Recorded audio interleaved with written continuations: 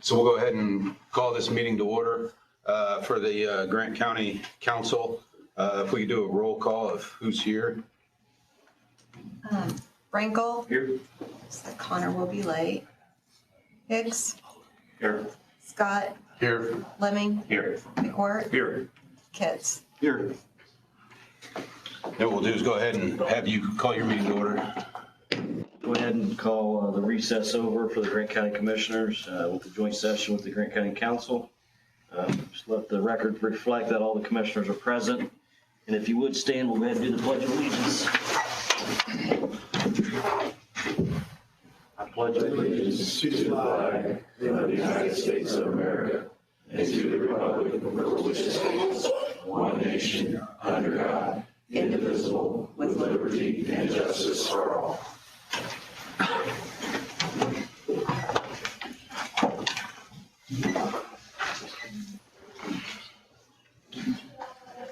So I guess you want me to take it over? Yeah, sure. Go ahead. So the reason why we're having a joint session this evening is to review the scope of work regarding the jail renovation, detention renovation project with VW Consultants. I think it's good for both bodies to be on the same page when it comes to the project.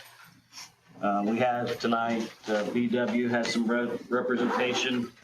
Brad, you want to introduce your team? I'm Brad Batten with VW. Chris Silsby with Light Construction. Pete Peterson, RQAW. Bill Galvin, VW Construction. Dustin Fry with VW.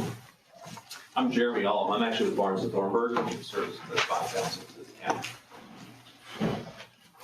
Thank you. At this time, I'll go ahead and turn it over to Commissioner's Attorney, Mr. Sullivan, to go ahead and have some opening remarks as well.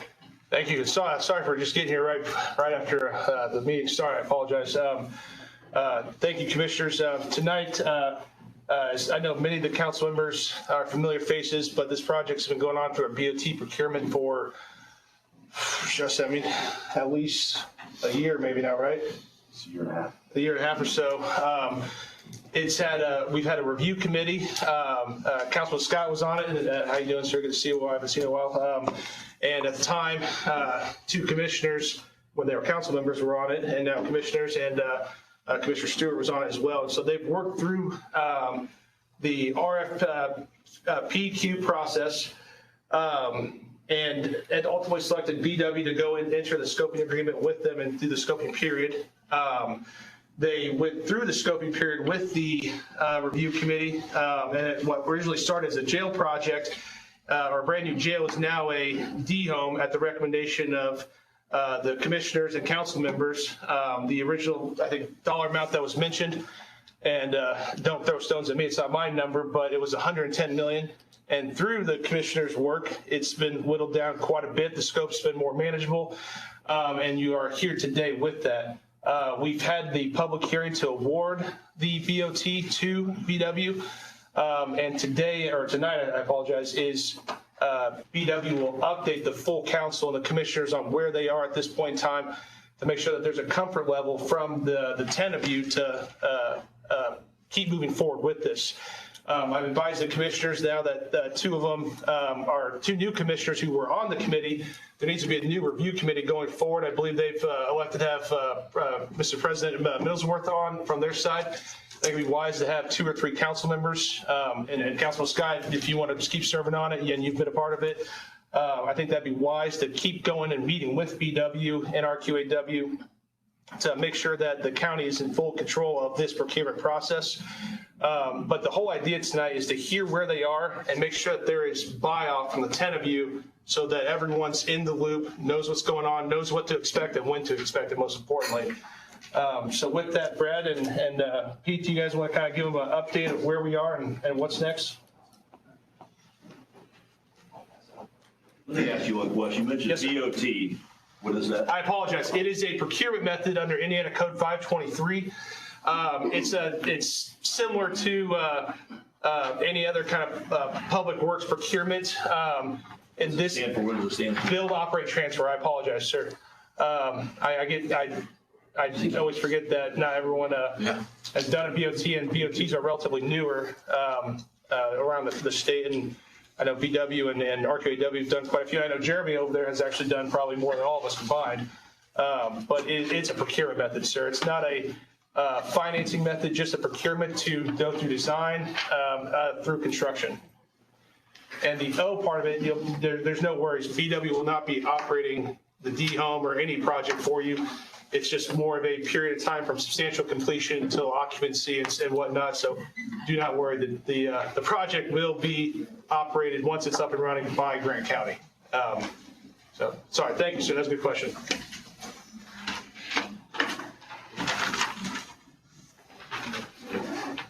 Good. Okay. Well, for the record, again, Dustin Fry, president of BW, and looking forward to sharing. Many of you have been a part of this over the last year and how we've gotten to this point, but some new faces in the room. And so what we want to do is take the opportunity to kind of walk through the various design options that we've put together at a very high level, along with some preliminary project estimates that we've put together based on those options, our team. And then, I don't know if Oscar, 7 minutes. Oscar Gutierrez will be here. He's en route, and he will talk through some funding mechanisms and how you could pay for this project from a county level. And then we can talk timeline as well and next steps. But with that, everybody should have a packet. We can share the presentation on the screens too. There's the agenda. We've mentioned who all is here on our team. So over the last several months, we were tasked with, I understand there was a previous team that had done a jail study and was looking at building a full new jail somewhere. And Connor mentioned the unfortunate price tag of that. I understand that, that's not something that necessarily would work. And so we were challenged to look at what other ways we could accomplish as many goals that were needed for the county, but on a much lesser budget.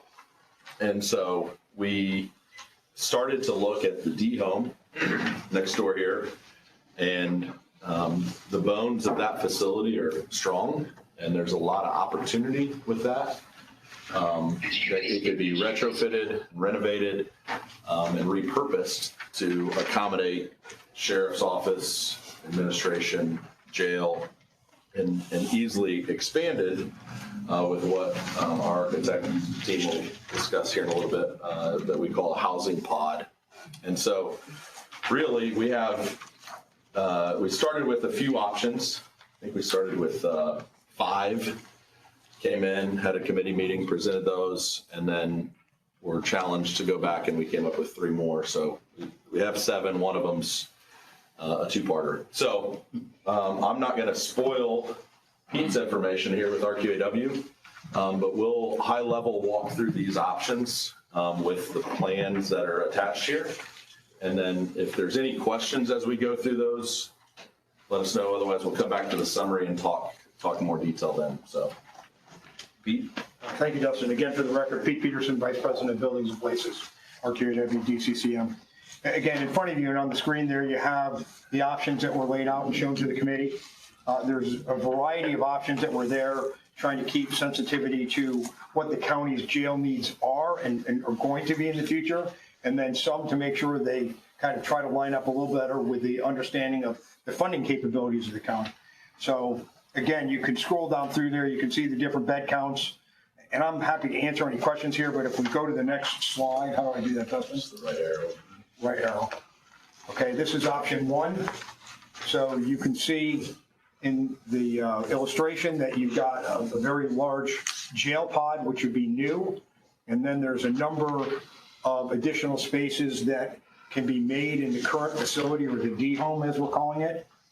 There is some additional options that are there to increase Sallyport, increase the medical and health addition. things of that nature, and then get through that building and upgrade systems, et cetera, and add that jail pod. And again, that's going to get you in and around that 450 mark for bed count. And again, I want to tell everybody this is high level. So when I'm talking bed counts, the bed counts can change. And for those of you guys who aren't familiar with jail design, modular design, you have an option in each one of the segment pieces that you'll see up there on the screen that are essentially day rooms with holding cells and or bunks or dormitories at the end. And with dormitories versus cells, that bed count can fluctuate, okay? You're not going to get the lockdown when you have a dormitory style, so sometimes they mix and match. So the bed counts can fluctuate here a little bit. So don't hold me to task on the exact bed count, but this is what we have played out. So in option one, this is a full renovation, adding spaces and adding a large pod to the what would be, I think that's the south, correct? I think it's the south. In between the two buildings. Right, in between the two buildings. So if there's any questions during any of this time, please stop me and I'm happy to answer any questions I can as to what you're seeing, but I'm going to try to run through these since we have 7 options. Okay, as we go to option 2, this is still option 1 for the basement, I apologize. Basement, second floor, that's right, we've got 2 floors there. Again, and repurposing a lot of this stuff, adding some additional spaces for the sheriff, training rooms, defensive tactics, etc. Move on to option 1 still. So this is the upstairs, right? Yeah, okay, I want to make sure I'm on the second floor. So again, you pull the sheriff's administration up. You're going to kind of redo that second floor area, which has got a variety of things currently in there with it, and kind of moving some additional ancillary, your drug and task force, community corrections up in that second floor. So there's a lot of shifting of responsibilities in this building that can be done and give the sheriff and his group a lot of space to do their necessary items. So going now to option 2. There we go. That'll help. Yep. So we're going to fully renovate the D-home, reduce any unnecessary square footage, shell out half the pod. One of the things that you have as an option in a modular design is what you're trying to do is make them operationally efficient, right? So you want to make as large a box as you can on the outside that you can finish off at a later date. So you don't have to build that all day one. You can wait and build out portions of it at a later date. Or you could get the bid day and you go, our plan is to do half of the pod, but we get a good bid day so we can build out 2 more ancillary spaces in that open area of the jail pod. What that does is it gives the county a lot of flexibility for the future. You don't need to put in all the beds you need on day 1, but you can add them over time when those funds become necessary. That's one of the best things about this type of modular design which you have. It gives the county and the sheriff a lot of flexibility for the future and adding for those needs as the future comes. I think we go to option 2 still. We're just on the second floor. You can see in your packet, it's a little bit easier to see when you put them side by side what is being done and not done, right? So you're taking away some space in some of these. You're leaving probation now in that area. And then we go to the next slide, which is the basement. Again, pulling a lot of the sheriff's administration downstairs in this particular option. Again, that one's going to get you only about 260 to 280 beds because you're only building out half of that pod. Now I'm on option 3. So you can fully renovate the D-home, but build a smaller half a pod. So you're not building that outside perimeter box to the pod, but you can see that you have room to do it. So there's cost benefits to that. Obviously, you don't have to pour a pad. You don't have to build walls. You don't have to get it all stubbed in for mechanical, electrical, plumbing, etc. And this is another option for you. It will not get you the bed count that you have in the other options, but it's still going to get you in the neighborhood of about 260 to 280 additional beds. Pete, if I could interrupt real Sure. quick, when you mentioned the bed count, this does not take into account anything that we currently have. Well, it will as you redo it. Right, but everything that you have listed here. Correct. These No, numbers yeah, do the not. current jail you're in? Yeah. We're not taking that into account. Right now, we've been told we're not touching that building. So that's not what we looked at. We looked at doing the D-home with an additional housing pod attached. Okay. I believe in addition to these numbers, we also have enough beds to accommodate your juvenile needs. Right now, I think we have 18 juvenile beds planned for this. Correct. The thought was you're housing a lot of juvenile and adult population out of county. So could those savings be utilized to pay for part of the jail? So we want to make sure we end you're housing anyone, adult or juvenile, out of county, because that's where you're going to pay for a lot of this. Right. And again, there's design things that you have to design in when you have juveniles and adults in the same, because they can't cross paths. So that's more of a design issue they have there. So, but you can see you only have half a pod up here, so you're only taking over half that parking. Again, these are the ancillary spaces. This would be downstairs. Right. Again, with the same type of renovations we've been talking about. Upstairs. Again, it looks very similar. Good job. Going on to option number 4, where we have an additional approximately 360 beds. Construct a housing pod only, aiming for a much smaller budget. As you can see that budget number there. This option, we understand may not meet all the needs that the sheriff has. In other words, we're leaving the existing building as it sits and not really doing anything to it. You're just adding beds.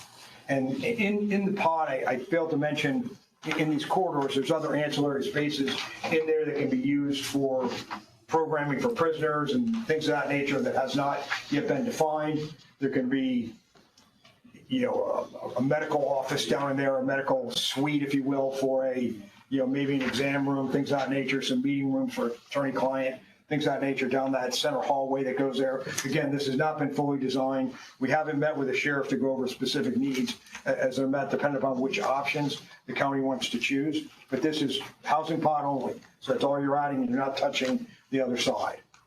So again, you can see those spaces aren't being touched, right?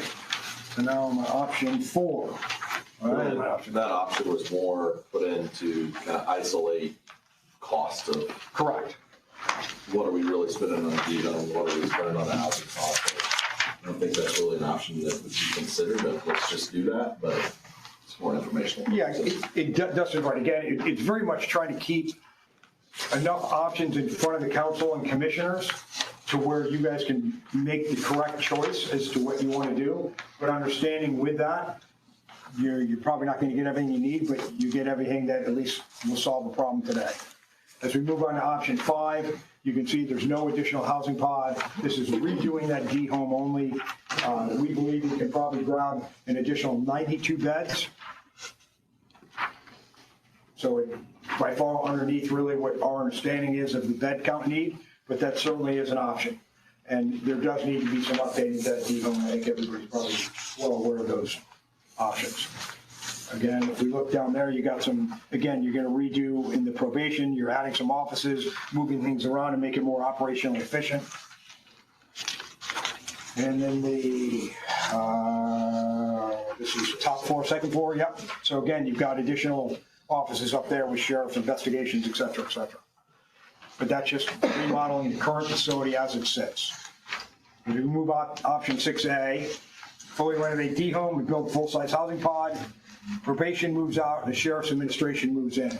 So, again, you're going to grab a lot of additional bed count, 450 beds or so, in this particular option, because you're getting a full pod and getting the whole redo in one of the other previous options that we've already reviewed with you. Again, these are options for the council and commissioners. Move to. Again, I think the main difference between option 1 and what you're going to see in option 6A and 6B is the level of renovation. Correct. There's a lot less renovation to the existing space. Some of it will just be marked for future renovation, so you'll have some expansion in some of the non-secure, outside of the pod, other office type space. Right, one of the things you can see is there's not those ancillary spaces in option 1 that you saw that were hashed out, right, for additional Sally Port and the additional medical and mental health. It's down there to, now I'm getting to the bottom of the page, I guess that would be east.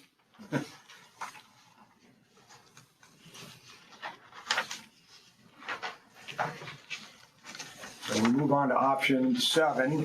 Oops, did I miss 6B? 6B was just Yep. shelling out. It's just shelling out some of the pod. Correct. So the same thing.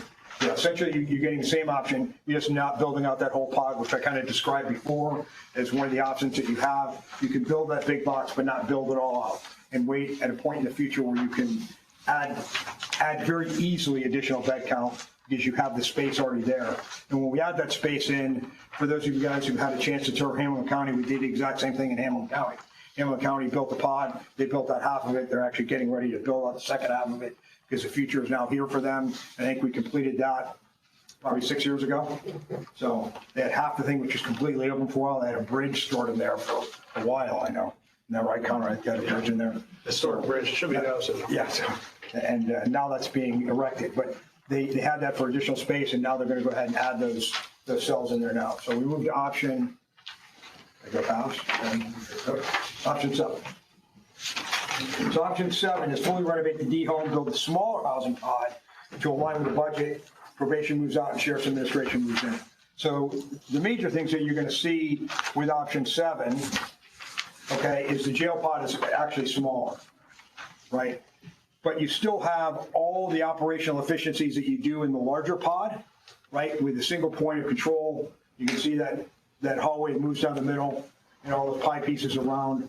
So you have officers stage up top and is an elevated position looking down to each one of those pie pieces, for lack of a better term, that can be observed by a single officer up top. And then typically the sheriffs do a rover that goes along with that, but I'm not going to tell the sheriff how to run the jail, so he'll have to figure out how to staff that.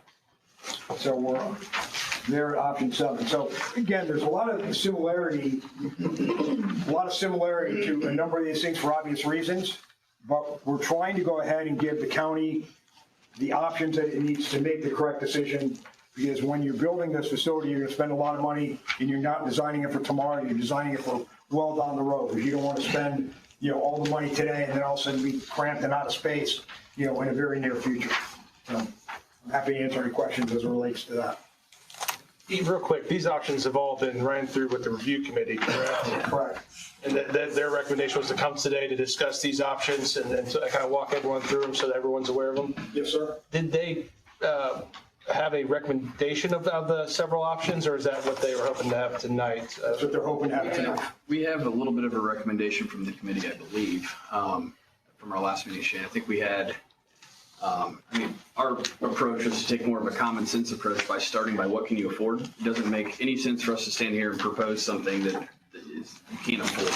And the last study you had done was a lot more than what the county could afford. So Oscar can get in a minute and talk about what you guys can actually afford, and then we can show you what we think that backs into project-wise that we discussed with the committee.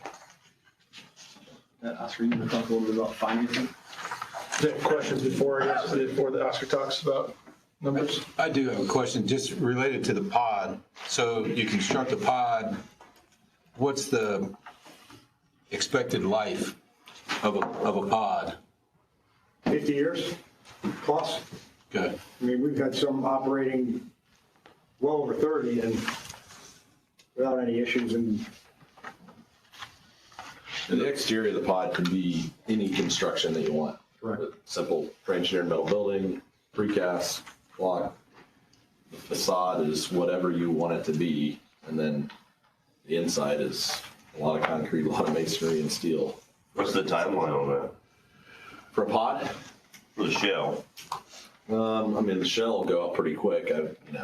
Probably design's done and permitted, you're probably 10 months, And then to finish the inside of a pod? another 8 to 10.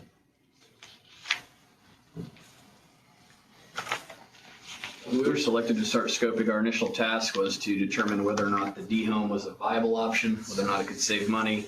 We went through this. There are 7 options that work. Some work better than others. But we feel confident enough that there's a project here at the D-home that saves you a lot of money and is beneficial for you guys over spending more money on a new jail. So that's kind of, I think, what came out of the time we spent with the committee is there's a number of ways to skin this, that do solve your problem better than what you have today. That goes to Commissioner Poley's point about taking care of the assets the county has, already too. So it's you incorporate that priority for them too with this as well, correct? You look at the known knowns that we haven't done a very good job taking care of the detention center. A number of us have been in there. And so we know that we need to at least renovate it, 100%. Obviously, there's a cost savings, possibly, with housing them, the juveniles out of county. But I think at the end of the day, it's, what can you afford? That'll determine what the scope of the project will be. And many of the options that we just went through are, there's no perfect option. We've done multiple combinations. At the end of the day, what can you afford? What are your needs? And, what can we fit in the D home? And then let's construct a pod that gives you future ability to grow.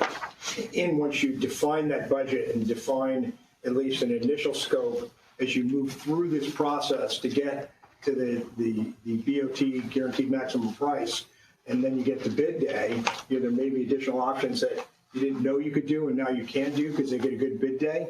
So you have a number of those options that are going to continue to procure as you go through this process potentially. It's a very open and transparent process. So as we're designing, we're estimating, we're sitting down and sharing the bids when we get to that point. The intent's to get you as much scope as possible within the project. So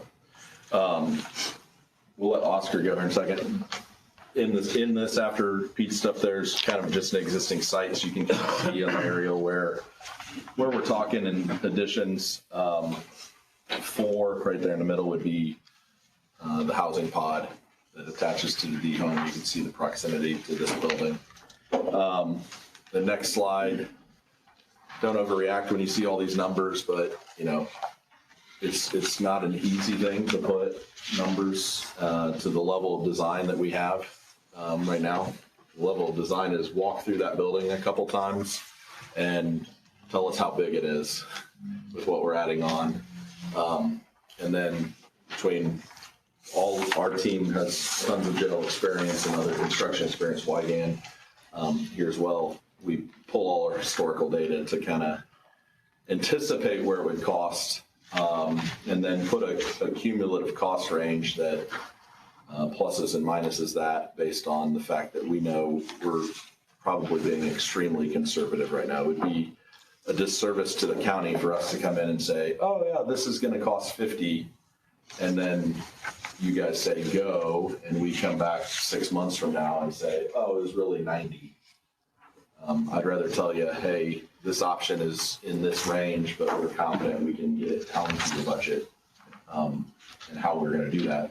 How you distinguish the high and the low? On here? Cost per square foot based on other similar projects we've done.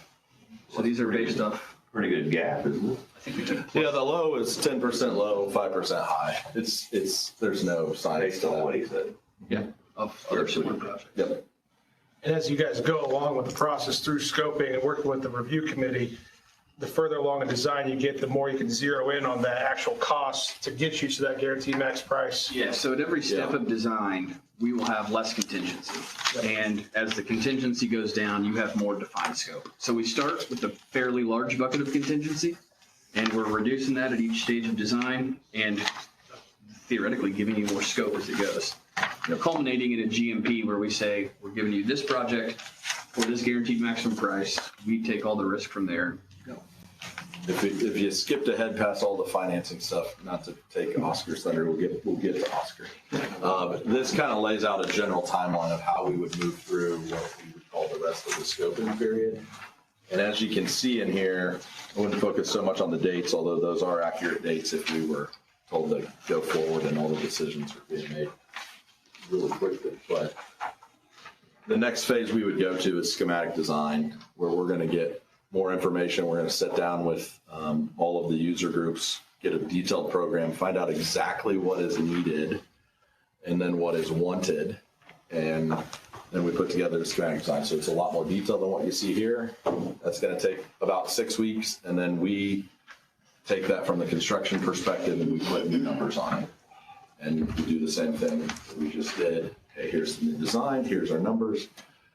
Then we go into design development, do the same thing, then we start construction like it. So we're gonna price this thing 3 or 4 times before we ever get to setting a final price with you.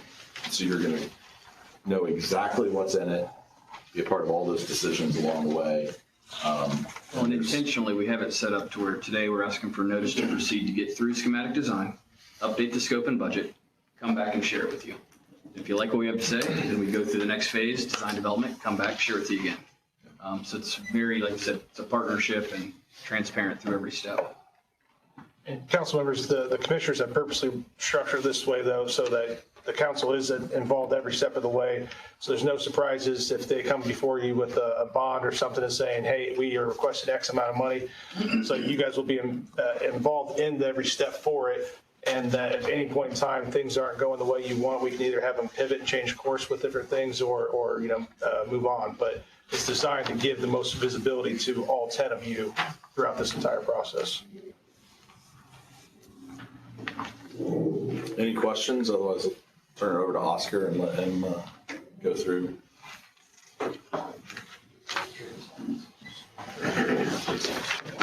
So I have 3 slides. So first and foremost, there is no available cash. So bad news is you don't have this millions of dollars laying around to do any of the options.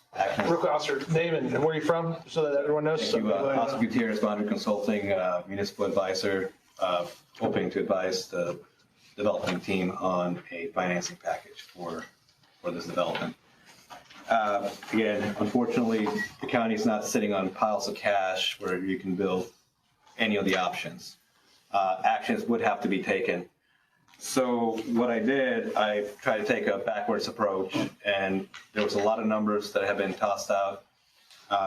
When we came before you 2 years ago, I believe it's been 2 years, the number that was being floated was around 110 million, 120 million were the rough numbers that were being said. So I felt that cutting that in half to roughly $60 million was a good starting point of something. And I had not seen the range of options that you had. So this is within that bogey of 60 million. And I went up another $10 million to illustrate roughly what it would cost annually on a 25-year bond at $60 million. When I ran these scenarios, there was a working group meeting, and I ran the interest rate at 4.3. This is about a month ago. I actually checked the interest rates today, and they went up about 15 basis points, so roughly $80,000 to what is up there. So whenever you decide to take action, a bond takes usually at least 90 to 120 days. I don't have a magic 8 ball to tell you if rates will go up or down. Don't you think they'll go down to this cost this year? That's the expectation, isn't it? Well, I mean, they did go up from December, so I would, if we would have asked me this a month ago, I would have said yes. When I present to you, hopefully they go down, but Yeah. I think they're trying to build in 2 reductions this year, so we'll see. yeah, it would be my hope that they continue to go down, but I've been fooled before. Oscar, I did ask you a month ago, you thought they might trend down, but you didn't know. Yeah, I know. I was on the phone when you asked me, like, yeah, when I present, they'll hopefully be down, and then I checked today, I'm like, of course, be my luck, they actually went up. Your crystal ball's getting cloudy right now. Let's stick to the stuff I do know, which is the numbers here. So $4.2 million a year would be what your annual payment would be if you did $60 million. None of the options are exactly $60 million, so I just picked 60 as a flat number. And then I went up another $10 million just to illustrate what $10 million does to debt service, which is roughly that $700,000 bogey. So you can go up and down those amounts. So once I established what the payments would be, I looked at what your options would be to get there. And the immediate one that jumped out is that legislatively, under last session, the county went through the process to give itself the option to increase the local income tax by 1/5 of 1%. What that means is to the average resident based on the median income, it would be roughly $2 a week, or, roughly speaking. That's what that would mean on their income. The average is roughly $50,000 for Maine, or Grant County. I was going to say City of Maine. So 1/5 of 1% would generate for the county, and this body can actually enact that without the other unit. So that was a special legislature that allows this body to unilaterally do that at that low of a rate. That roughly generates $2.8 million, which is obviously not enough to get to that gap. The other thing that this body can do to get closer is you have the ability to establish to reestablish your cum cap fund, which you do have some leeway there where you can actually increase that towards the capital projects. And that would raise it roughly an additional $410,000. It mathematically is 460, but because of tax caps, that gets reduced slightly. So I took the 2.8 and the $400,000 number against your debt service, and you still had a gap. So if you went with a $60 million option, you're still roughly about $900,000 short. If you went up to the $70 million option, you're roughly $1.6 million off. So those are two actions that the fiscal body can take. You can enact a 1/5 of 1%. If you take the steps, you can establish a CCD fund rate, and you have to take that action by the end of April. So so there's a time clock on the CCD fund, and there's also a time clock on the tax, which I believe is later in the fall. So you have a little bit more room on that. So one of the things that I can't evaluate for you is potential savings. And there you go.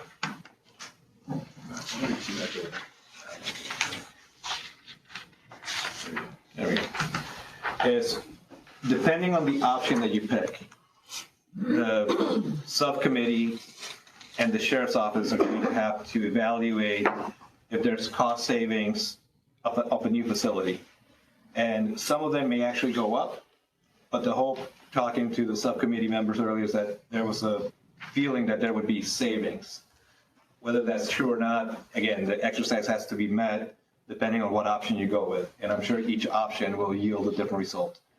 So the first option is what personnel adjustments are going to be needed for any given option. Obviously, if you have to bring in additional sheriff's staff, that cost will go up, and that has to be planned for. If it's about the same, then that stays about the same, et cetera, et cetera. Reductions in prisoners' medical costs, that could go up, that could go down based on bed count. Again, something has to go through the sheriff. Meal costs is another one that could go up, could go down. The two that I believe that was the consensus of those potentially going down is the maintenance costs should in theory go down because it's a new building. It seems to be reasonable. And then the other one is payments that you're making to other counties to take your inmates.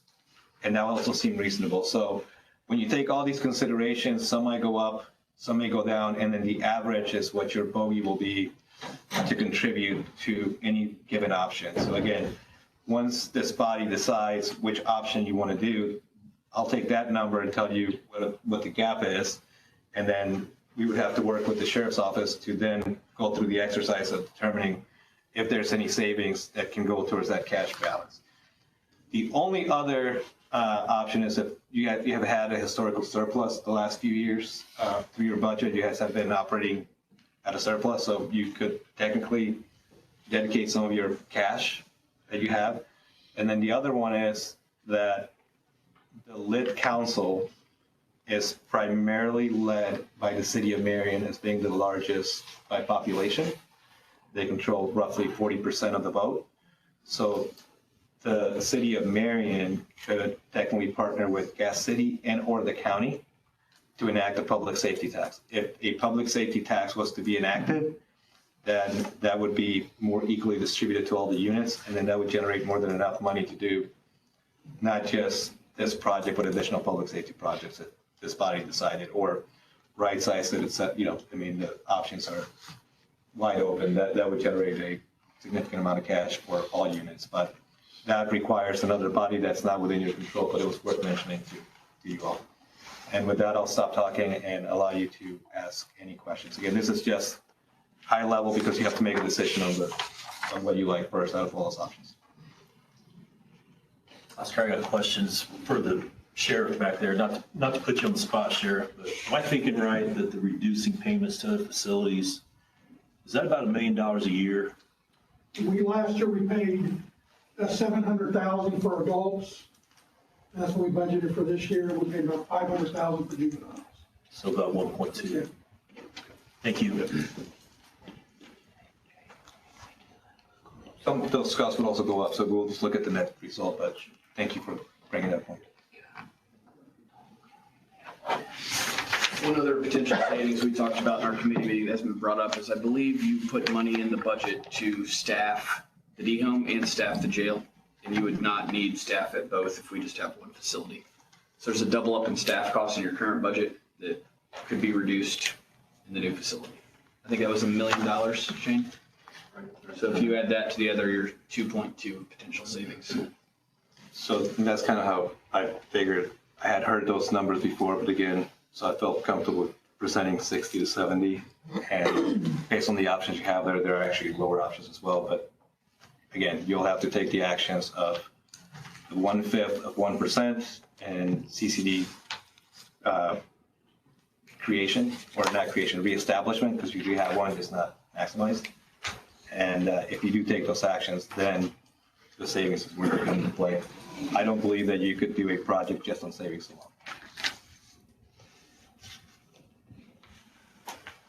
Jeremy, do you mind commenting on some of the steps to reestablish the CCD, then the lit option that Oscar talked about, then also just kind of the financing mechanism? Happy to. I'm Jeremy Ullum with Barnes and Thornburg, with Service Bond Council.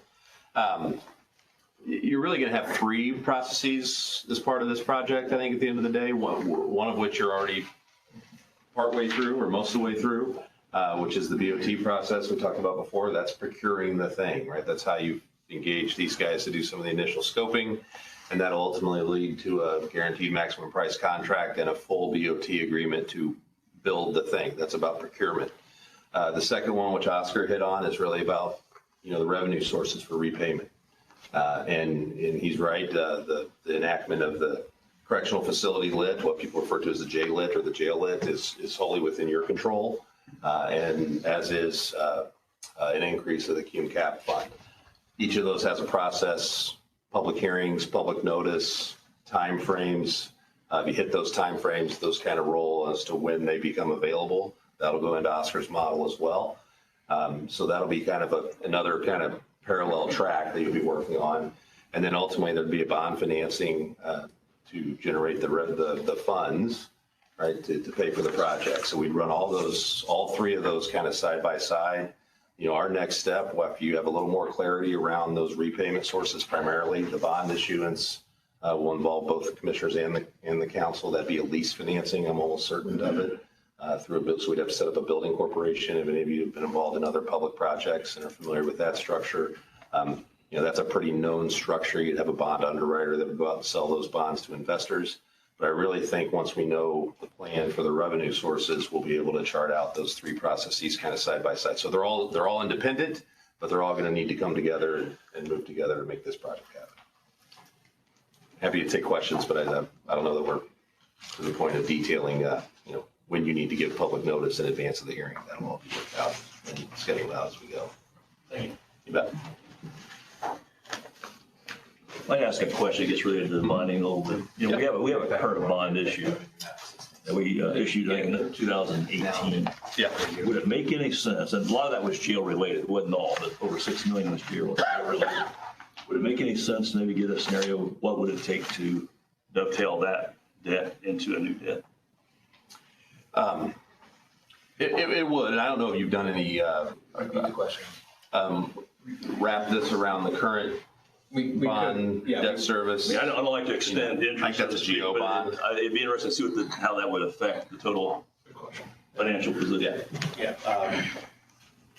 Great questions. We only factored in 1 year of not having the revenues. Now, we could add, if you add property tax debt, which our debt service fund is, to this project, which is a whole different thing, based around, you put a levy on those property taxes.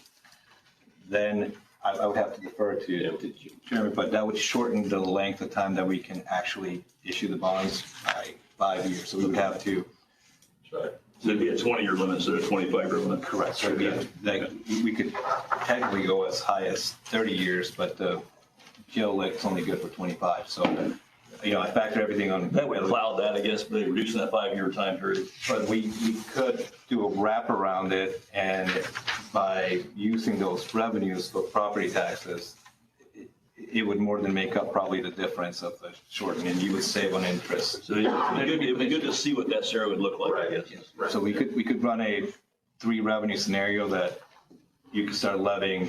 Now, I would also have you consider that your general obligation usually is for all projects of the county, so that also handcuffs you to the next 20 years. After something else. If you're in charge of other facilities, you would take away that ability.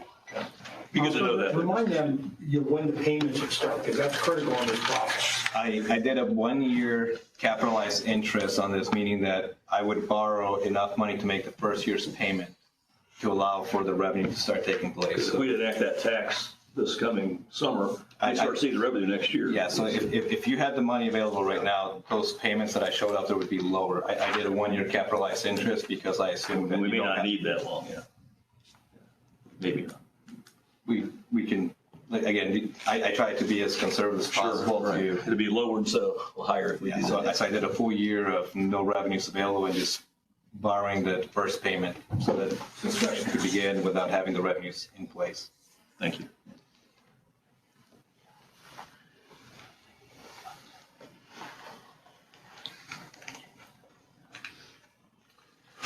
So really, this is kind of the end of our presentation. But in terms of potential next steps, obviously, first and foremost is kind of determining the budget. What do you want to spend? Probably spend a little more time with that on how you're going to get there with Oscar. And then from there, the schematic design that we would want approval to go into the first part of the next part of scoping is when we would do all the programming, determining bed count requirements, department programming, future growth, alternates, all of that. So those are really the next steps. Timing is obviously Connor mentioned, a new jail committee. We need to reappoint some people because in new places now. So getting those set up and going forward. And is that any questions? Probably a lot of. Yeah, let me ask, back on the summary page, I guess you showed some financial. You list the specialty bed numbers. Mm-hmm. Maybe give us a definition of what is included in specialty beds. I know we have juvenile space, and there's other spaces too that include specialty. Intake and booking has some beds, medical, padded cells. Those are all not in the day room, dorm cellar. And does this number include the juvenile space? No. It does not, okay. I don't believe so. All right, thank you. You don't have to show it. We've got juveniles separate.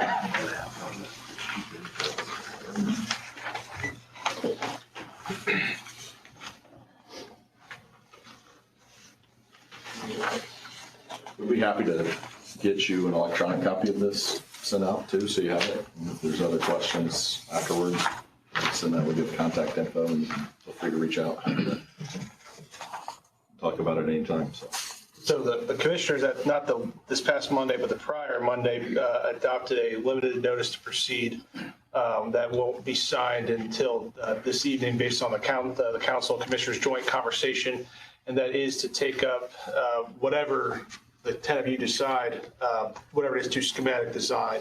So again, it lets the county has the, you're going to be involved every step of the way for it. This is just taking it to the next step with that review committee. So depending on how everyone feels tonight, the commissioners, we have a copy of it for President Middlesworth to sign tonight. And I think so that's one thing. The second thing is what council members would like to be on the committee going forward. I think that's something that should be decided sooner than later.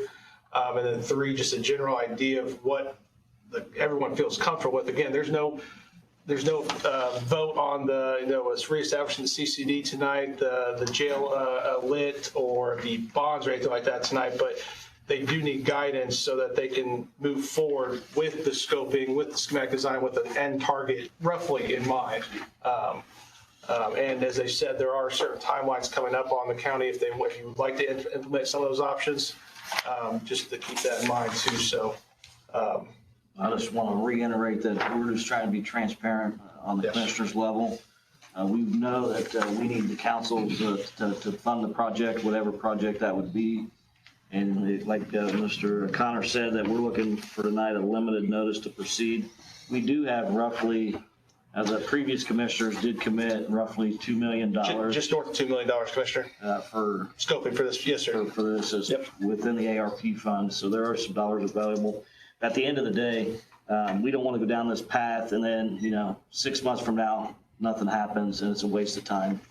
So actually, one of the actions you're looking for tonight would be to give the approval to move through schematic design phase using part of that appropriation that exists for the cost of doing that. Correct. Do we know what that cost to schematic design would be of that total? Any idea what that? The scoping design, or the scoping agreement, and I should know off the top of my head, but Brad may know, the scoping agreement, was that through schematic design?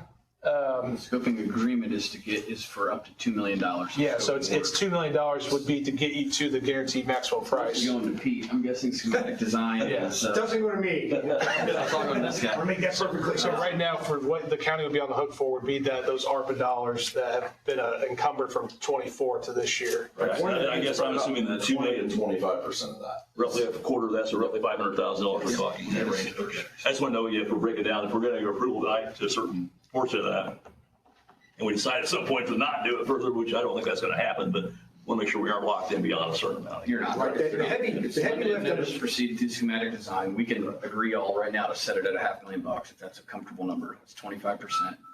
And then we will come back and say, okay, based off this, here's the scope of what you're getting and here's the budget. Our next step would be to work with your committee to take a couple of these options and combine or refine them into where's our starting point for design, because we have to give them some guidance in terms of the numbers and program of what we're designing.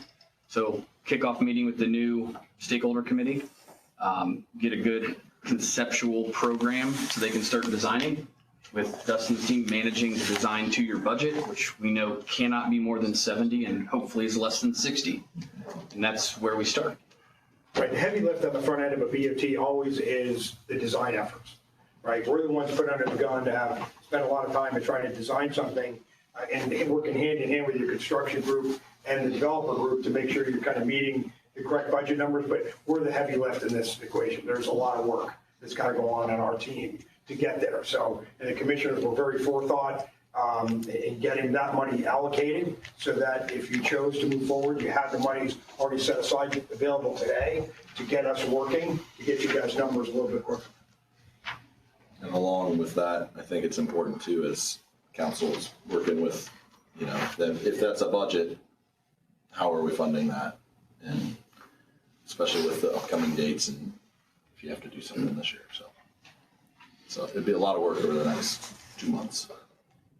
Dustin, I got a real quick question. Yeah. For you.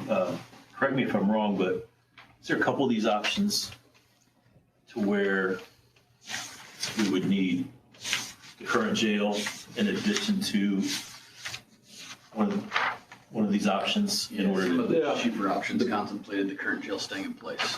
Yeah, depending on inmate count, staffing, how many beds you need, obviously if we can't accomplish that in what option you choose, you would need to maintain. Well, certainly from the perspective of just doing the D home as it sits today, with no additional pod whatsoever, you will absolutely need to keep that current facility in the condition it's in.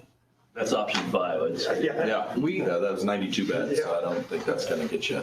Our committee nice. somewhat landed on somewhere between options 6A, 6B, or 7 was the sweet spot. They got all of your adult and juvenile population back in, so you're saving that money. It was the lowest amount of staff cost to operate, got you the bed count you needed. So I think we started with 5 options that none of them were great. We came back with 3 more. My hunch would be the final recommendation would be somewhere between 6A, 6B, 7. So if we were operating both facilities, that's a nightmare for you this year. Yeah. At the end of the day, how we would walk through the process is understanding the program of what you want in the D home. what departments are gonna be there, how much space do they need. Let's lay that out and figure out what that looks like to renovate that. That's gonna leave extra space. You may have other departments that would go in there. We can figure that out during that process. Once we know that, we can price the D home and then know, okay, what's remaining in a budget, because pods are easy for us. We do them all the time. So then we can dictate, okay, go with the bigger one and only build out half, or go with the smaller one, build out more, but give you all of that data. And that would be the intent of what we come back with after schematic design. Know exactly what goes into the home, know exactly how big we think the pod can be and what future ability that gives you. And then hopefully the news every time we come back, if it's proceeding, is, oh, we think we're going to get you the next day, this many more beds. So. Well, you got to also remember, the other commissioners, we've had this done 4 times, guys. So DLZ was 70,000 for their first study, right? So times that times 4, that 500 grand, that's over half what they want to, study this and get us where we need to be. Yeah, I think that we've studied enough, and it's time for some action. I think we've got some good options. And obviously, the other factor that we're not really factoring in is if we do, when we do, or if we do the pods and can go down to that staff, we're not having to operate 2 facilities.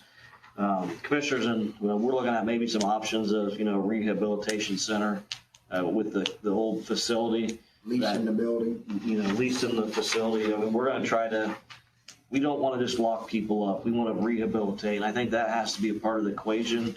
I know we can't put a dollar amount or, we don't have anything in writing currently, but I think that's something that it's just food for thought, that you may not have the 500 beds, you may get to 380, but if you got 50 that are going through some type of a program in your facility, you may not need the max number of beds. Well, when we leave this evening, you're wanting to know, I'll say that you want a range, or are you looking at a specific 6A, 6B, 7? You're ultimately, what I think we need is you're comfortable in this budget range. Yes, that is and correct. then we're going to work backwards. And because all the options it's really going to be option 8 that is yet to be on there, but it's because all the office spaces and the utilization of those spaces is going to be still something to develop. We need to work with the committee. We need our architects to sit down with the sheriff. Yeah, we need to sit really down with the detail sheriff it and the out. user group and his team put together to make sure that we're getting all those spaces done correctly and in the right spaces so they operate efficiently and they operate according to the way the sheriff wants to run not only the jail, but the sheriff's department itself. And more than anything, we just want to make sure everyone's comfortable that there's a project here. We don't want to spend your money on design with our QAW to just have plans sit on a shelf for another year. So before we start spending your money, treat it like it's ours. We want to make sure there's an appetite to do a project and that we're, in the right range, like we're on the right track. If we come in between this and this, it's something everyone can get behind. I had a question regarding the 92 bed area. You've got it, as I guess under option 4 to have no renovation, but on many of the others it has renovations. Has anybody from the Department of Corrections actually been into that facility to say this is what it has to have in order to be operational, or is it operational now? Yeah, our design team went through it. The intent to get to that bed count is that we can double bunk it. Right. Single bunk now, we're going to double it, and the spaces do meet the requirements. They do meet the requirements as long as they're not locked down more than 10 hours, I believe. Yeah, it's a 10-hour, not a 23. If there's day rooms there to help with that. Yeah, there's a Quite lot a bit of of code work as that it has relates. to happen in that area to get it to where you could house anyone again. There's a ton of code as it goes to housing prisoners that we have to follow, right? And all that will be taken into account because you have to design code. So that's what that has to do. But Dustin's exactly right. It's double bunking that area to grab those extra beds. You're talking like in option 5, that diagram, the pink Correct. section, that's the night. Right. Okay. Correct. Yeah. Pretty much in every option, that should have been, the same thing would happen in that area. It's pretty much already set up, but let's go double bunk it and give you 92 beds there. Right, I guess it's never broken out like in option 4. If you did option 4 where you add it and then you're renovating that only, I mean, what cost is that? I mean, you've got a $30 million number and And then in option 5, 25 million to renovate just that whole building and not add a pod, which that would seem like not a good spending of our money, in my opinion. Most of the first 5 options, candidly, were not great fits for your needs. Right. We just You went through explored an every option, exercise though, which is of what you're tasked to what do. works and what doesn't work within your existing. I guess I'd like to hear maybe what the commissioners would like to see us consider at this point. I'd like to, what do they think? They're the ones who be kind of in charge of these facilities. What do they want to come to us as a recommendation? What do they want to see us do? Mr. President, would you entertain public question and comment during this forum tonight? I would assume we'll allow public comment at the end of the. Yeah, we will. Thank you. Yeah, I think, Jim, that was a good question. You're kind of putting them on the spot. But But if they want us to act on, hey, we're covering this kind of range and money, what are you thinking? I mean, because we've had questions about what's the good number of bed spaces for us? How many do we need currently and looking forward for some period of time? What are we really thinking? Because we've had a lot of concern about, is our system working properly to get people processed in and out of here? So, I mean, that's been part of our conversation and concern as we consider this. I think at the end, that's a great question. I think at the end of the day, we know that, like I say, the known knowns is that renovation of the detention center is a no-brainer. We know the cost savings of bringing the juveniles back in that $500,000 range. We know we've been budgeting $1 million or, $700,000 in housing adults out of county. We know currently that, I put the salaries back in the detention center budget just in case we just open that facility up. So we know there's some cost savings there. I think that definitely that we would all agree that we need to renovate the detention center. I think you got to add the pod in this project no matter what. Now, is that totally shelled out? I think that, and this is my opinion, I think that 380 bed count is sufficient. I think that, DLZ sold us on the 500 bed, and I remember seeing those graphs and charts. And at the end of the day, the system has to work too. And we've, as a council, we've tried really hard at making sure that we've done, we've gave the prosecutors all they've asked for the last couple of budget cycles.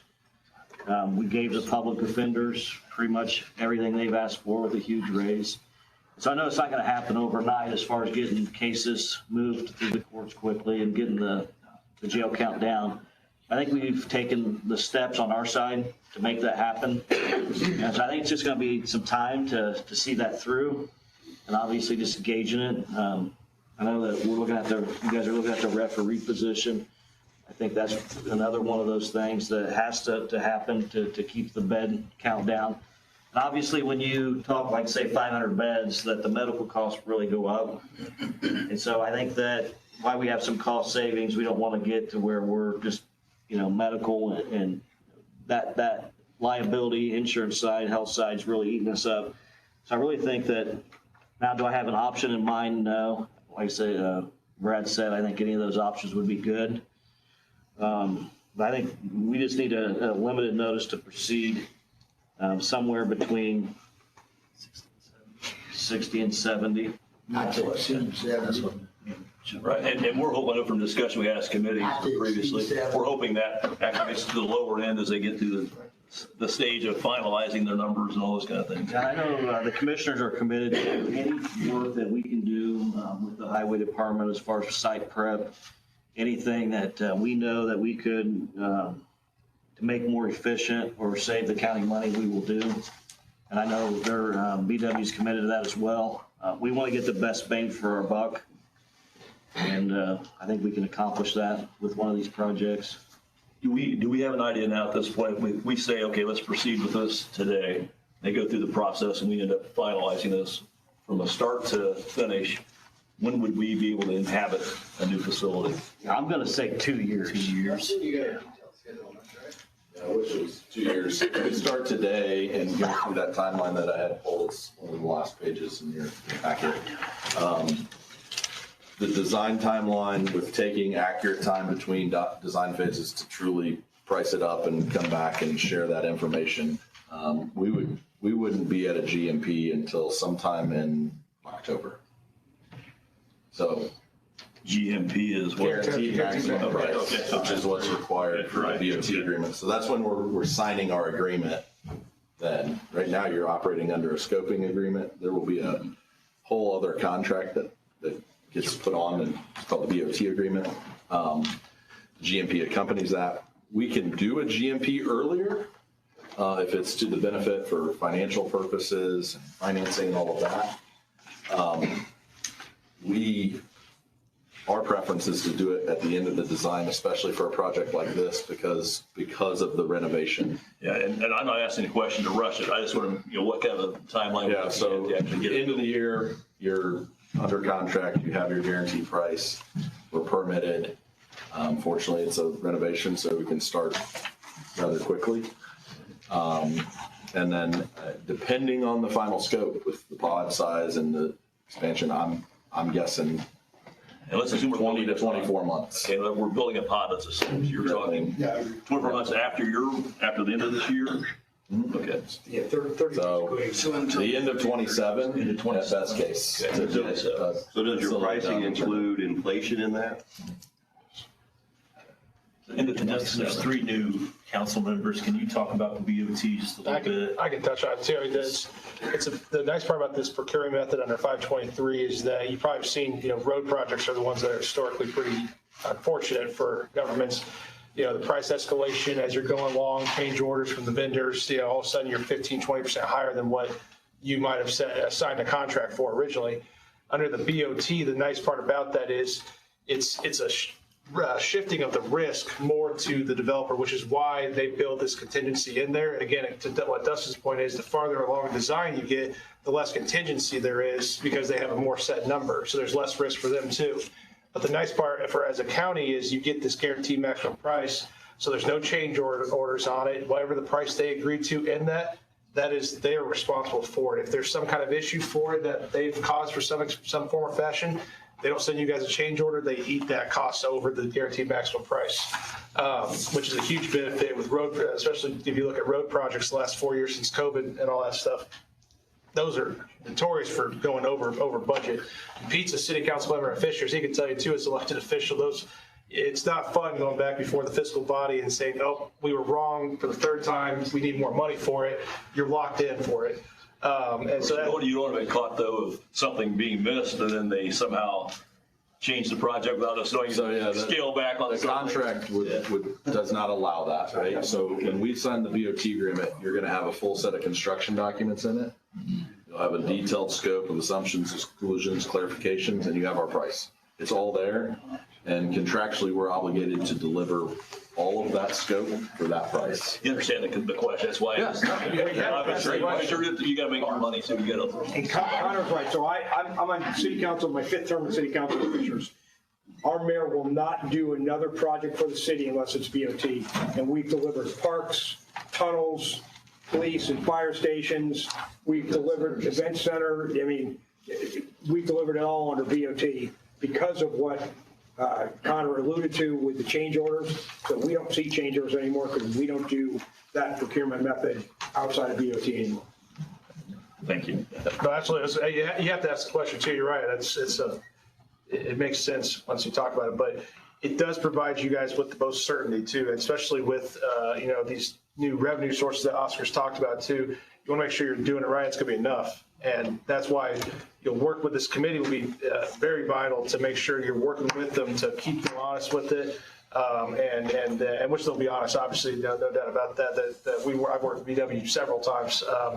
But it'll be beneficial for everyone to be involved in it, to get through design as much as possible and to lock that price in. And then like Jeremy said too, you want to run a lot of these processes concurrently so you're not delayed out unnecessarily for a variety of reasons too. Which is all stuff that we can do and get that taken care of for the president of the Commissioners of Council. And I don't think he's on now. He might be on. David Glickfield too. Him and I've talked a little bit about this as well. He'd be involved as your attorney too, making sure, trying checks and balances on, as myself as the county attorney advising the commissioners. He'll be involved in the step too. He's very familiar with the bond issuing process. And so he'll be part of the team as well with that. the other part too, as far as the BOT agreement, we do have the flexibility as commissioners to be a part of like the control systems, picking those vendors or. This is better for Connor and Jeremy probably, but from a procurement standpoint, when you've selected us, you've met all the public bidding requirements. So now if there's a preferred local contractor that you want us to get pricing from, if there's local contractors or national ones you've had bad experience with that you want to exclude from the process, you have full flexibility to build out sub-tier contractors now. Or if there's a system for building controls that you would want that. Yeah, that would be important with IT, right? You want to make sure you kind of keep IT involved, keep the same systems in place from IT infrastructure. With the business procurement method, you guys are permitted to do so. That's just one readily example. Security systems too, that's another one that usually makes sense to keep the same one across all your units, and this is one, especially for jail, but that's one too, that because of this procurement method, the county's in the driver's seat with that one. I think it's important to remember too, that the $700,000 we're spending on adult inmates is not a historical number. It's a number that's been brought upon us over the last couple of years. And so to claim that we're going to be saving that money, maybe we are, maybe we are not, but this is a dollar amount that's been put on us here very recently. And so I think that's something that we really need to remember. Also, in any of these designs, we talk about not operating two separate facilities. Any option we have here, we're operating two different facilities because the shell is separate from that D-home.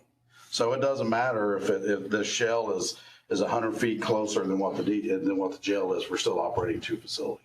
With, I just talked to this. But also with this space here and taking up parking, has parking been looked at of what we're going to do to accommodate the loss of those spaces and what that cost potentially could be as well? We've been looking amongst ourselves as far as parking goes, acquired more land. Obviously, if you was planning for a new jail here, you'd have been acquiring land all along, right? Trying to buy up whatever you could around us. If that's not the case. As far as the two facilities, yes, you would be having staff in the detention center as well as the pod system. But you gotta remember when you go to the pod, the staff's greatly reduced because you're in a tower control. So it's my understanding that the sheriff could run this, in a sense, two facilities with the same jail staff that he currently has. So if we're talking about purchasing property, then would it make more sense to add this building onto the current detention center so that we truly have just one facility that we're operating? It's the pod system's going to be added onto the detention. You disconnected, Mike. I think it's all one. No, You're talking about that. what I'm saying is that if it would be added on around the existing, so if we're talking about purchasing additional property, would we be better served to move the pod around and encompass? If we do move that to there, we're losing 92 beds off of the count. Yeah. We keep this. That's all we're doing. We keep this and we move this somehow to encompass the existing space. From a design perspective, I think what I understand you're almost doing a wraparound. Is that what you're suggesting? That's what I'm asking. I'm not suggesting. Unless you go vertical, which is very expensive, which I don't suggest you look at. You have to give a certain amount of space in those day rooms per prisoner, and you couldn't do that in your suggestion to wrap around it. It would have to be ancillary to that in one direction or another as a standalone. I mean, we do that all the time with both new construction and even old construction where you're adding on to an existing pod. If you go look at Hamilton County was a master plan designed jail system. So they have a number of pods out there that they continue just to add pods as they increase their population, increase obviously the people who go to jail. And that's all been planned for. So they can still use the ancillary services, the kitchen, the laundry, et cetera, to do that. But they have to be separated. And your wraparound idea just functionally won't operate. And what you have right now in your D-home is a central elevated control tower pod style design, which sets up well. And you could house up to, I think it's 96 there if you double bunk it, which we'd work with the sheriff. I'm sure there's classifications. You may want to keep female there or something that need to be separate anyway. So it's not a complete waste. I believe it shares a secure corridor. It does. With the main pod.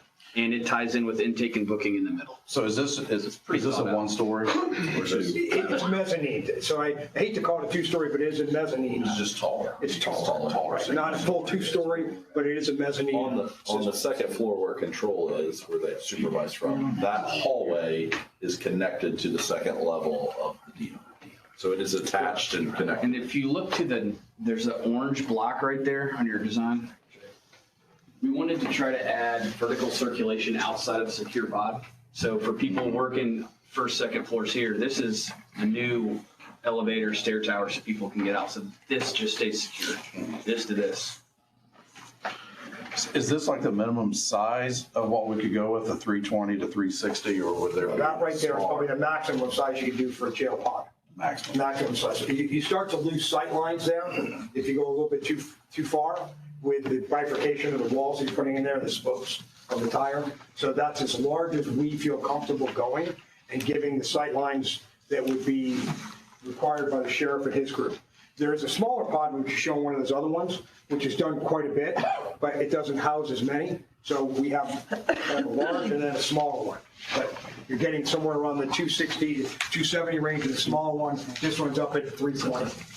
Which I think, I mean, to me, Seven's the smaller pod. Yeah, 260 plus the 92 would be more in line with where I think that we need to be. Right now. To have 350 or. And I think that's what they're alluding to. You know, you've got, call it 7 options or 8 options on there. You're really going to end up with a 9th one by the time you get done with all this schematic design work, because you're really starting to put pencil to paper and getting a true design as to what operationally the sheriff is going to need for his department to run it, understanding the spaces he needs, so we can design it. They can turn around and price it, right? And then we can come back to you and say, this is what we found. And it gets a lot more honed in as we go. And you're right, you could get coming down there. But if you were to come to tell us, well, let's start with a smaller jail pod, that's easy, right? But all of a sudden, we've done it in a more economical manner. These guys have figured out a way to build it more economically. Maybe then you could do the big one because you've got the money to do it. That's easy just to go drop in the larger pod if you needed to. But yeah, you can start with a small one for sure. And we can send you a picture. The reason we have the footprint difference, the smaller versus the bigger, is a lot of times the cost increment for the shell to go from the small footprint to the big is negligible in the scheme of the project. I mean, it's still a cost, right? We can tell you what that cost is. But then let's say you still only wanted 260, you just build 260 in the bigger pod. Right. And you have a large open area that gives you future ability to add more beds, more programming. And that's the 60 some other option. department for the county. That's why we've done it that way, to say, hey. Well, it's not gonna get cheaper in the future.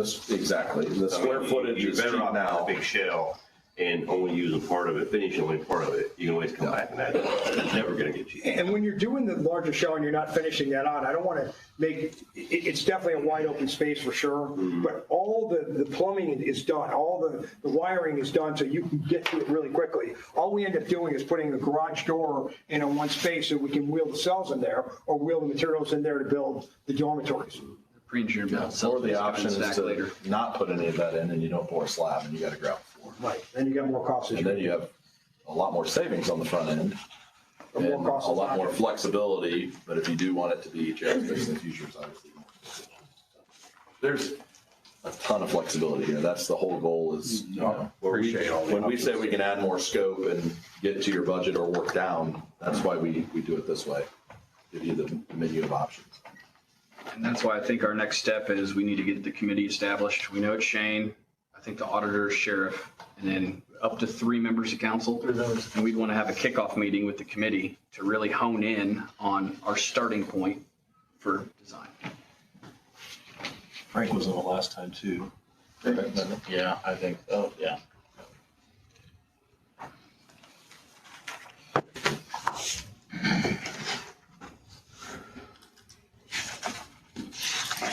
And I guess with all these options, and there's a lot of money here, but based on what the council can do now, we've got about $45 million that we can do something with as far as increasing revenue.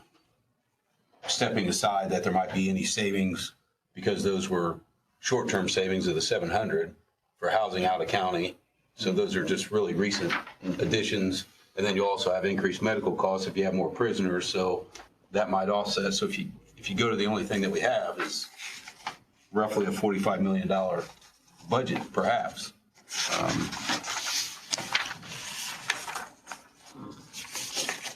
As far as what we can do, at least that's what these numbers are telling me. The other piece would be that, like Shane mentioned, the D-Home budget has been established in 2025 at X number of dollars for staffing that we wouldn't need in both facilities. Is that $1 million? Is that $1 million? Is it $1 million? So I'm not sure what the exact number is, but that would be also maybe a consideration, assuming we had the same revenue coming forward, you know. The state's in kind of a strange time right now too, when it comes to this property tax question. We're going to be dealing with this session and so forth, you know, how we're going to fund that. It's frustrating, but I don't know how that's going to play out yet. You know, whether it's going to be property tax or an income tax or a combination, you know, I don't know at this point, which adds a little bit of cloud when it comes to CCD changes and potentially the savings in our budget that we have currently too. It's early to tell what's going to happen between now and April when it comes to that, but you would think they wouldn't change us that much, but who knows what's going to happen. Do you want to open it up for public comments? Does any of the members have any more questions? I mean, that's fine with us. All right. You know, keep track of the time. Yep, I'll do that. We'll try and keep limit to maybe 3 minutes, something like that. Any public comments?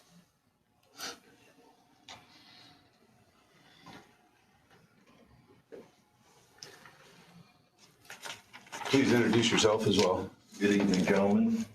Michael Duke, Grant County resident, and I believe you all have heard me talk a few times before.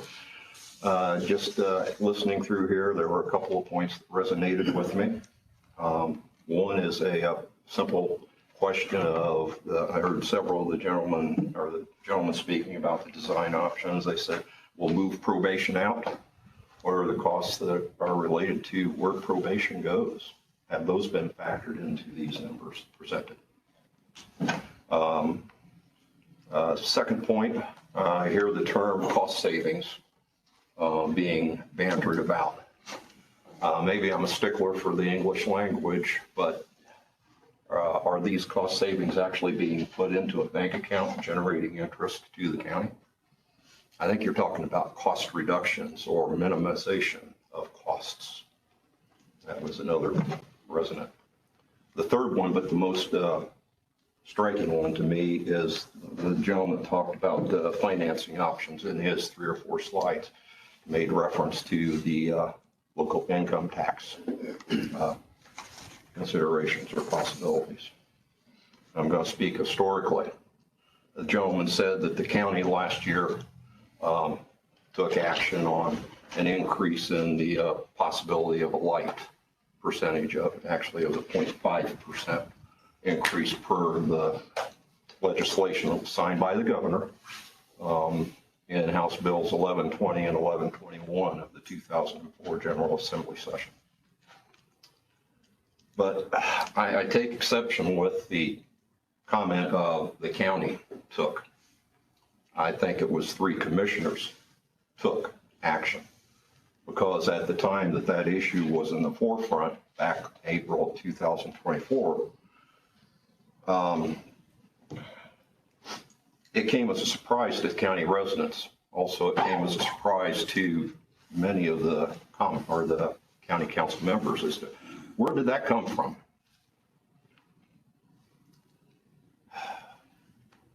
I guess, you know, it is there, it's an option, but there was never any public testimony taken, no public comment solicited when that action was, however it was, and actually it is not clear to the public as to how those discussions happened that got that set of paragraphs put in House Bill 1120 and 1121, much to the public's dismay.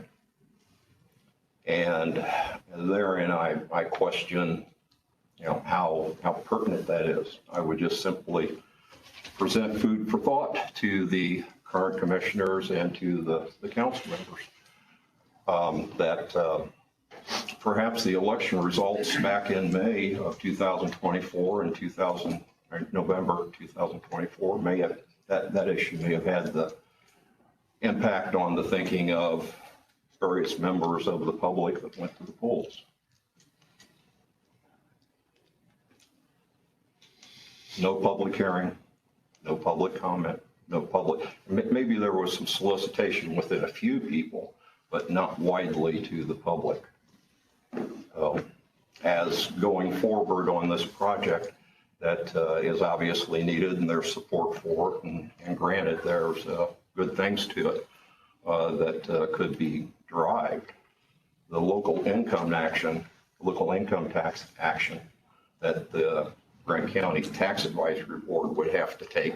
I would think that it's the entire board. I don't think it's just these gentlemen sitting here, because that was the part of, I think it was in Bill 1120 that modified it from the Grant County Council to the entire county tax board as being the body that would have to enact any kind of increase in the local income tax rate pursuant or in relation to the county jail project. I know I'm at the end of my 3 minutes, but I would simply want to add to what I have said. Please give that due consideration. And think in terms of soliciting input from the county residents and residents and the taxpayers of this county. The burden, I've not seen the 2025 tables yet.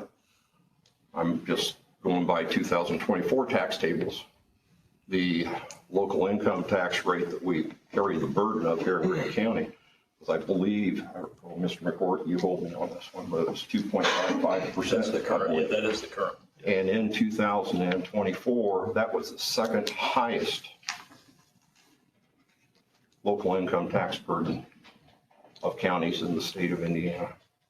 And now you're potentially, as the gentleman said, might consider a 0.2% increase on top of that. Find out what the consensus or the opinion of the taxpayers are before moving ahead. Thank you for your attention, gentlemen. Thank you, Mr. Duke. Mr. Kitts, just one point. Yes. Maybe Mr. Duke's aware of this too. I'm not sure from the comments of Henry said this 0.2 is something totally separate from that potential 0.5. You're aware of that? Okay. I want to make sure that you're thinking that. If you're talking about light increases. Yes. Yeah. So you're talking about taxing. Yeah, you're right. I just want to make sure you do that. This 0.2 potentially is not part of that 0.5 that was discussed last spring. Okay.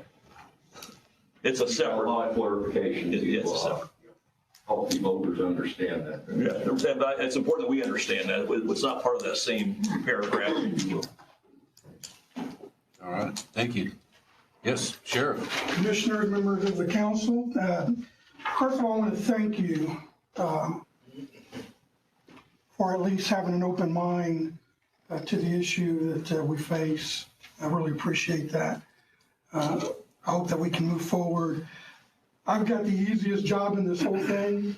I give you guys the information. Commissioners decide whether we need a new jail. You guys decide how we fund it.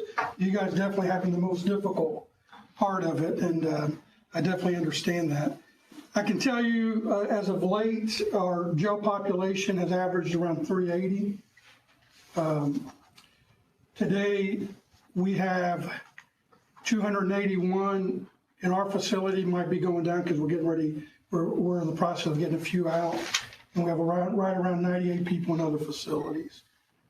So that's kind of what we've been averaging, about 380 or so, probably for the last 8-9 months. Just so that you guys are aware of what we're doing to try to get our population down.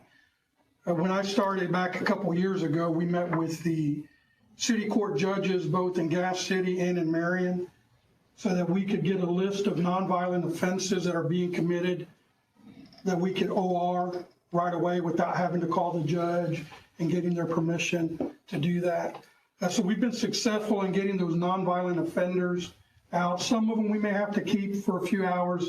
You know, if he's arrested for public intoxication, we may have to keep him until he blows zero on our machine, and then we OR him for that. So we've done that. As Mr. Scott said, with I think it was last year when we started sending the inmates to other facilities. And I want to thank the council for budgeting that because the more overcrowded we are in our jail, the more dangerous it is for our inmates and even more dangerous for our staff. So I appreciate that you guys were willing to do that. I don't see that get our population going down anytime soon. I'm hoping that with adjudication process speeding up, with the possible juvenile or referee court coming on, that will help that process. But I do want to make you aware of the fact that that's not the only issue that we face. An equal problem that we have, not only to adjudication, is recidivism. If you look at the majority of our warrants that come out, it's for probation violation, failure to appear in court, or individuals just reoffended, and they come back to jail once we've OR'd them. So that's an issue too. That's why I'm glad the commissioners are looking at space for programs to be able to help our inmates, because I think it's important that we develop programs to get our inmates. Just in case you're not aware of, a lot of our inmates have drug abuse problems, have mental issues that we've run into. So I'm glad to hear that the jail, if this does go through, that may be used to help alleviate some of the issues we have with overcrowding. But I do want you to know that we're doing everything we can, and I'm here to work with the council and the commissioners to try to get our population down, and we'll continue to do that. We've had some individuals that we placed on house arrest with the monitor. Not only did we get them out of jail and make our population come down, but we also saved a lot of money because they were very sick. One of them had cancer, and we're spending a couple $1,000s a month on his medicals. I don't know if you realize that if you're in jail, the county is responsible to pay for the medical bills. So anytime we take someone to Marion General or Marion Health, we end up paying those costs. So we do our best to get with the judges and to get some of those individuals that have those medical needs out of our facilities as well. So I'm just committing to you guys. First, I want to thank you for doing this. And I'm just committing to each and every one of you that we'll continue to do our best to get our jail population down. But one thing that we need to be careful of too is we don't want a lot of criminals running the street. I mean, even some of your non-violent offenders we must be careful of, because we had an individual who had some drug addictions that unfortunately was out driving south by Lakeview. Her car goes in the other lane, head-on collision with the nurse coming into work here in Marion, killed the nurse, and she lived. So we do have to be very careful, but we are working our best to get the nonviolent offenders out. Whatever you do for us, for the county, I just want to make sure we do right by the inmates and that we have enough space to where we're able to do some programs, because there's a lot of good programs out there. And I think if we can get the recidivism down, I think it'll help the county out, because we'll have more productive citizens that aren't committing crime. We just recently had a few that graduated with their GED, and we're proud of our inmates that are going through our GED program. We're in the process of starting an addictions program. I've challenged our staff to get the ball rolling on that. Even though we're limited on space, we may make it a little bit smaller than what it would normally be. So I just want to commit to you guys that we'll continue to do our part, and I appreciate the fact that you guys are having these hearings, are looking at these options, because I think it's important not only for our inmates and our staff, but it's important for the citizens of Grant County to be able to help some of the inmates that are in our facilities. So. And I'll continue. Hopefully you guys are getting my emails. I don't know if the new ones have been placed on there. I try to update you guys every month on jail issues and things of that nature. So if you ever have any questions, feel free to get a hold of me. Be more than happy to answer any questions that you have. Thank you. Thank you. Anyone else have anything? I would just reiterate that the commissioners want to be transparent as possible. I know that the past administration shove some stuff down the council's throat without any communication. And I think that moving forward, we're going to do our best to make sure that we're communicating on what the needs are, what the solution is. And I think that if we can work together, we can accomplish a lot. I mean, we've been to just about every building. We got problems everywhere. And the jail is one of those huge liabilities from the county's commissioner side. And I think that definitely a step in the right direction. But when we talked about the 0.5% lit, I believe that's no longer. I think we were reverting back to the 0.2% to the original state statute that this body, the county council body, could have implemented on their own without the tax council, is my understanding. I maybe want to defer to Oscar. I think the option that he talked about is to implement that 0.2 jail and the CCD to pay for this. Is that correct, Oscar? That's correct. This body could take that action. Yeah. Fiscal body. Yeah. And so the other part of that conversation too is if you want to try to maintain a level, lit rate, you could always implement the 0.2 and then, make a corrective action to lower it. That would go to the tax council to try to keep the rate the same. I don't know if the taxing body would bite on that or not, but it would at least, give this body the flexibility to say, hey, we've tried to keep the rate level. That option would have to go to the lit council, as you mentioned, and the county is a high lit county in comparison to others. But you also have a very high property tax relief on there. So the likely option would be to lower the property tax relief and to offset if you want it to be neutral. Of course, there are a lot of things, if we do some change with that, it also affects the income coming into our general fund, which you don't have that savings to use and those kind of things. You got to keep that in mind as well if you get into that discussion. If we're going to fund it, it's going to take that kind of tax to do it, is what it boils down to. And Shane, in your comments, I want to say as a council member, I do appreciate the fact that you guys are being proactive, involving us in the step by step as we're getting through this. So it's important for all of us to do that, I think. Thank you.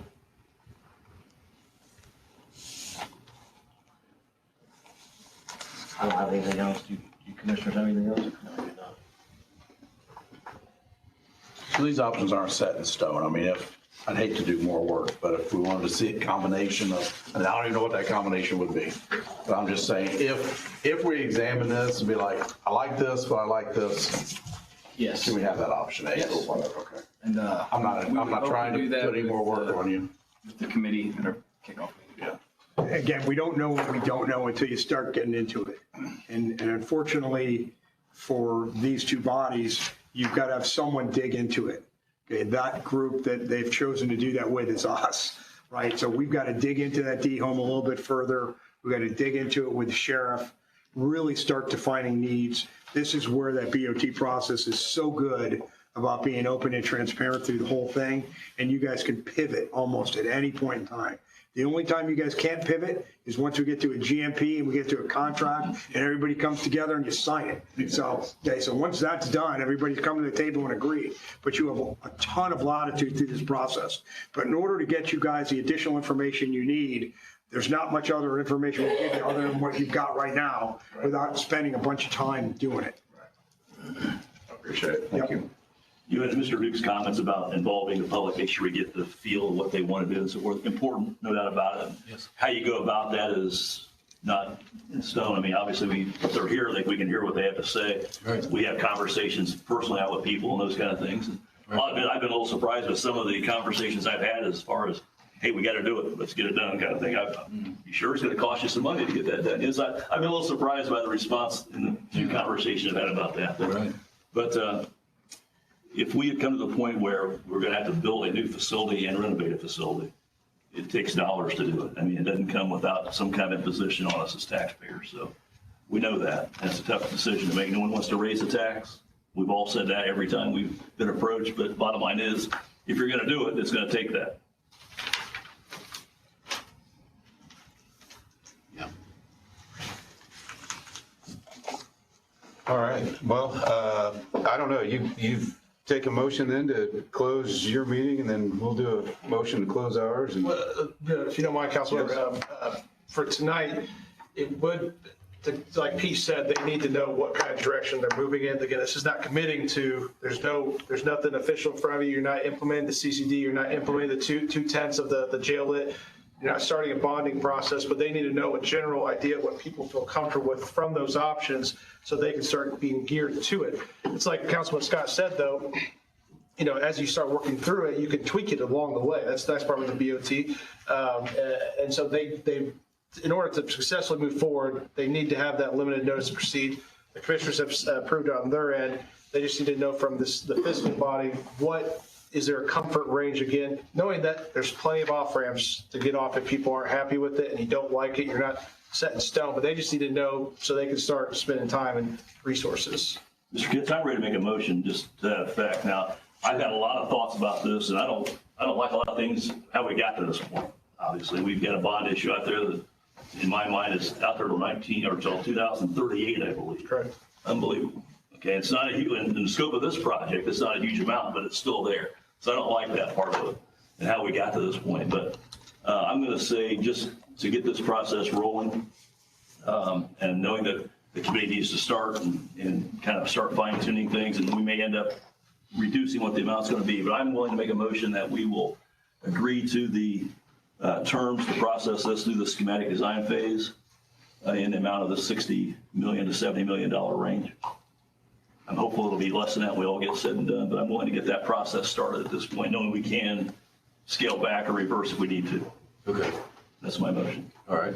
So we have a motion from Mr. McCourt, basically in a $60 to $70 million range for the project. Do we have a second for that? I'll second that. All right. We have a motion and a second. Do we have any discussion? Just basic math. I mean, I'm thinking that you're going to be somewhere between the 59 and 73 range based on your numbers, and of course, what everybody wants. What does that look like when you think about in the future, though? Your inflationary numbers, getting through the entire process. Is that even a doable number by that point? Because you're going to add another 2-4%. We're hoping that the interest rates fall down. Is that even? I'm in the ballpark. With the numbers we've gotten there, That's what I'm thinking. Anticipating what we expect this year in the industry. And that's keeping us, that's getting everything going, getting us on time, getting it signed in October. Yep. Correct, sir. That's correct. I have no control over how you fund it and what those interest rates are, but I'm confident in those numbers that we've given you. We would start at the bottom end of the range too. So we would design to what we think is 60 million with a number of add alternates. So think of it this way, we might shell out more of the pod originally. And if we have a good bid day, then the alternate could be to build out more of the pod. Yeah, I think that makes sense. Yeah, and it's not going to get cheaper.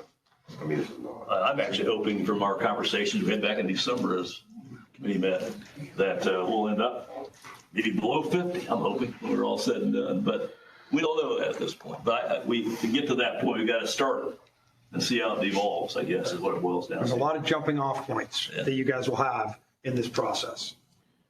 And I say that with the thought, and I mentioned the concern in our discussion tonight. I want our system to make sure it's doing all they can to keep our numbers working. I don't want to build this facility, they're going to fill it just because they build it. I want them to do what they can to keep this thing where it should be. So I say with that comment as well.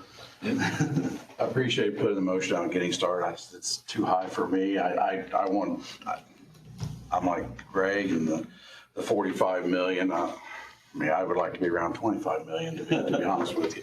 I think we need to get that D home up and going. I mean, because we've heard over and over and over about our current needs, and with what we're doing, we're 2 years plus down the road of meeting what our current needs are.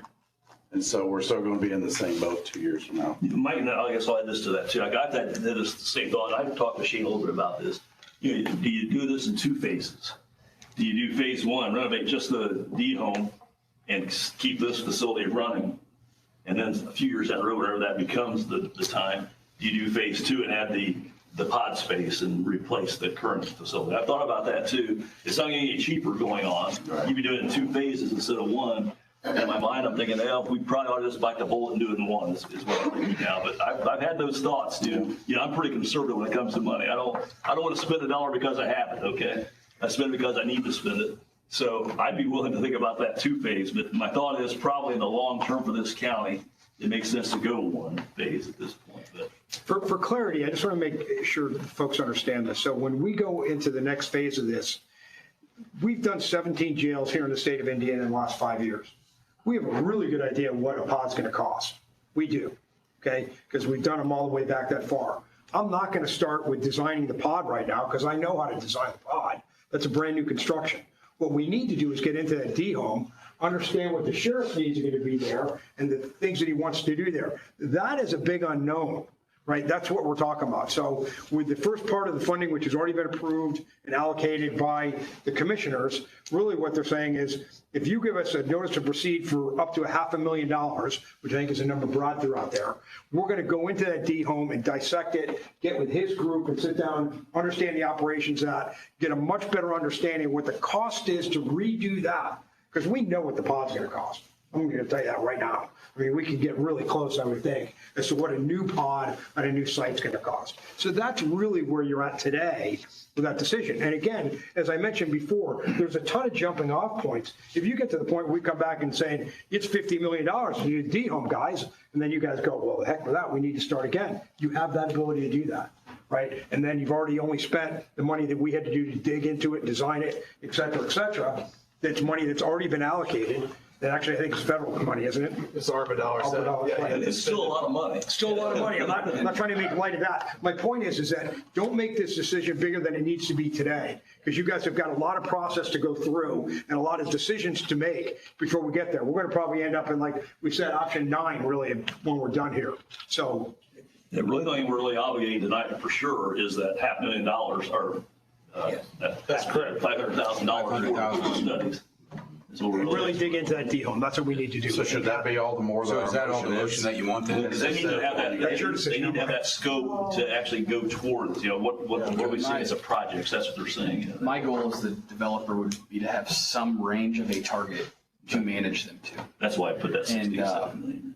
We'd love, you're also adding a $45 million project too, but you got to balance getting enough beds that you're down to one facility, if not the operating cost of running 2 separate facilities. Just add that to what the bond cost your savings is. I mean, so you gotta. Yeah, I understand completely. And my just is not, I know you guys will do a heck of a job. I don't dismiss that at all. This is a big ask for taxpayers of Grant County. We're not in Hamilton County or any of the more affluent counties. We are already one of the higher tax counties in the state of Indiana. And regardless, the 2/10 is still an addition. We're still adding on top of it, no matter where we put it. That is a huge, huge ask to the citizens of Grant County. And I think if we were in a position to be able to go neutral right now and say how we're going to do that, I'd feel a lot better with going up to a $60 or $70 million figure. And we'll be able to work that out hopefully at some point in time. But in government, when you say you're going to give a max amount, we open up the door and the possibilities that we're going to get there. Even though we may advocate that we're going to try to get to that $40 million, that $60 million is still there that we can still get to. And I just don't see how we're going to afford anything more than $40 or $45 million. And that's even a stretch. I think we need to probably do an examination of our lid even at that point, so. And I guess, Mike, the bottom line is if we can't afford that, we can't do a project, bottom line. I mean, we can't build a new facility. Yes, we can renovate, maybe we can't build a new facility. Right. Is what it boils down to. Right. And at what point can you go without building a new facility becomes the question. Eventually, we're going to have to. And the question is when. Do we do that now or do we later? Right. Comments from anyone over here? No? I think we need to address the motion. Okay, yeah, well, I think Mr. McCourt's motion has to do with maybe a $60 to $70 million scope, and also utilizing that $500,000 of those ARPA funds, because they needed to know that we were authorizing them to spend those funds as well. Correct, so that would kind of be the amended motion. Yeah, that's my intent. Putting that in. I guess that's his motion and it's seconded by you then? You agree with that too? Okay. I believe we need to get the project started. And just like these guys have said multiple times, there's multiple avenues to get out of it. We're not in this project all the way yet. We're just trying to get this going. I think we need to do that. I think the commissioners want us to do that. I think that's a wise thing for us to do. Yep. Okay. With that, maybe anybody else have any comments? If not, maybe we'll do it by roll call. All right. McWhort, Yes. Frankel, Aye. Connor, Yes. Hicks, Yes. Kitts, Aye. Lemming, Aye. Scott. Aye. All right. Thank you.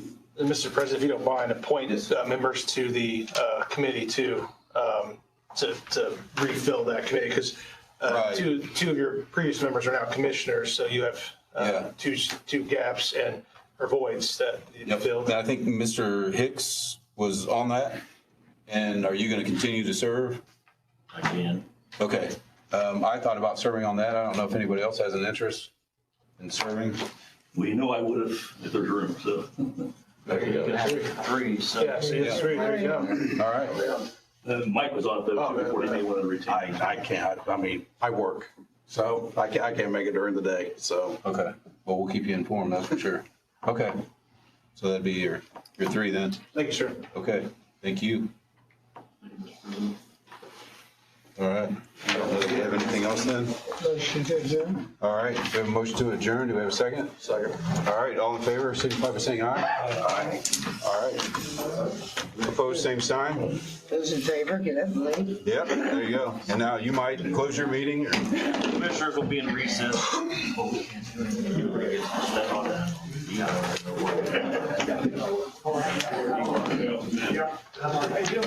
Nice to meet you, absolutely.